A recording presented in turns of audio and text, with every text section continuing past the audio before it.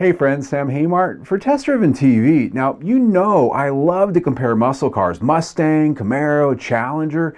This time, with the help of the IIHS, I'm doing something a little bit different. You see, they just did a full battery crash test on all three of these cars, 2016 models. So how did your favorite muscle car do? Let's find out.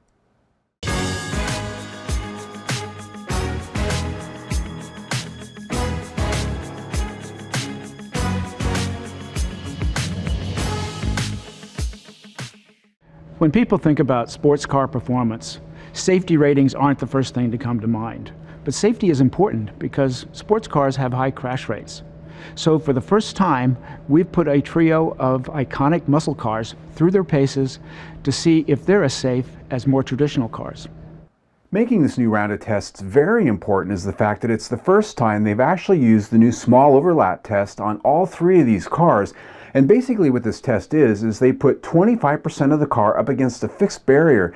And what this simulates is hitting a pole or a tree, a fixed barrier on the highway, or even a head-on collision with another car with a small overlap. The small overlap frontal crash test is especially challenging because only a small part of the vehicle's front end has to deal with the energy of the crash. This type of crash accounts for about 25% of the serious and fatal injuries in frontal impacts. So let's get into the tests here. The first one we're going to start with is the 2016 Ford Mustang. It's the most popular car on the market right now, at least according to sales right now. It's outselling even the new Camaro. So let's have a look.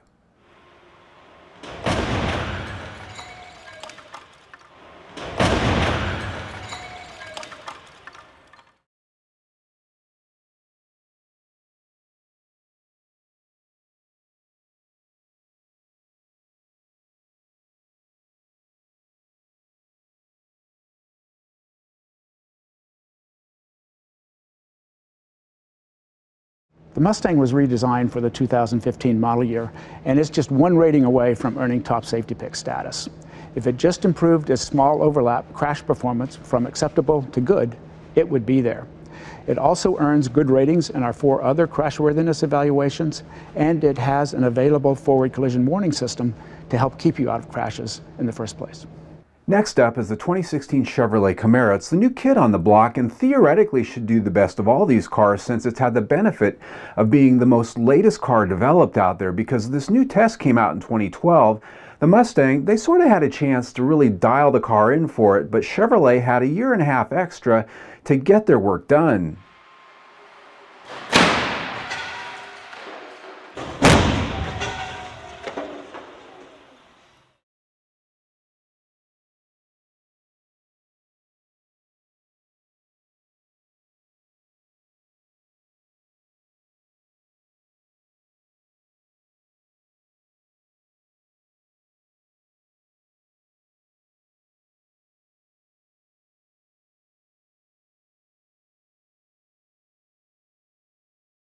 The Chevrolet Camaro was redesigned for 2016, and it stood out with a good performance in our small overlap frontal crash test. You can see that the safety cage was well maintained, and the injury measures on the driver dummy were all low. Still, the Camaro doesn't earn our top safety pick award because it earns only acceptable ratings for roof strength, and GM doesn't offer it with a front crash prevention system.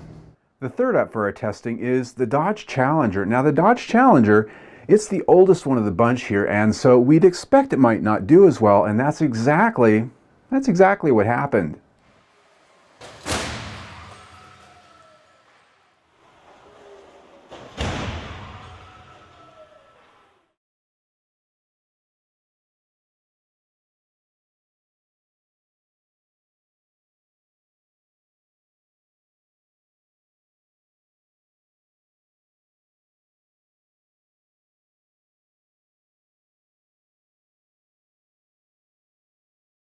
The Dodge Challenger wasn't up to the challenge of the small overlap frontal crash test. Big problem was that this wheel was pushed back into the lower occupant compartment, collapsing the footwell around the dummy's leg and foot. In fact, we had to unbolt the dummy's foot from the leg in order to get the dummy out. A real driver would have had serious leg injuries from this crash. That's your foot, man. they're going to have to chop your foot off with a Sawzall if there's a hurry to get you out of that car, like if there's a fire coming or if there's some other issue at hand that they can't spend the time to, piece the car apart. The good news is you can still drive an automatic after your left foot's gone.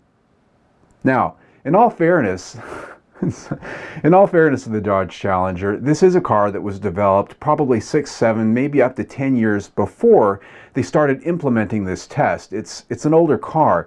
Now, hopefully, when it comes to the redesign of this car, they'll fix this, because Chrysler has shown in their latest cars they're actually doing better on the safety, a lot better than they used to, because before the bankruptcy they just didn't give a crap, and I hate to say that. Now, that goes to the other cars too. Chevrolet, obviously they had the benefit of having the newest car. It was well developed after this test was brought out in 2012. Ford, they had some time to work on this, but obviously didn't quite get it done. The next Mustang comes out in 2018. That's a significant refresh that's expected, and hopefully they'll address that then. Now, look, I care about safety. I love performance. I've driven lots of muscle cars. I've owned a lot of them, mostly Mustangs. And when I was younger, I drove crazy, and I'm talking about a 67 Mustang with an all-steel interior. I had a Fox body Mustang that was a cracker box. Those things were totally unsafe.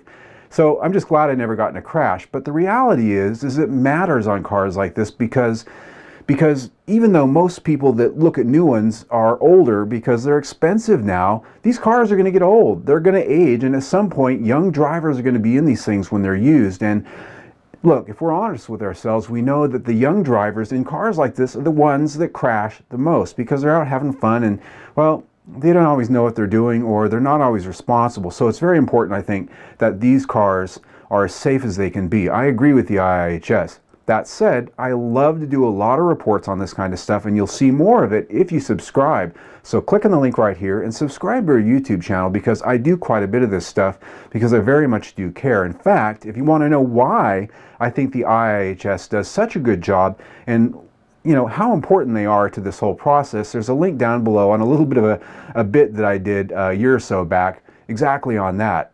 I'm Sam Haymart for Test Driven TV. I hope you enjoyed the crash.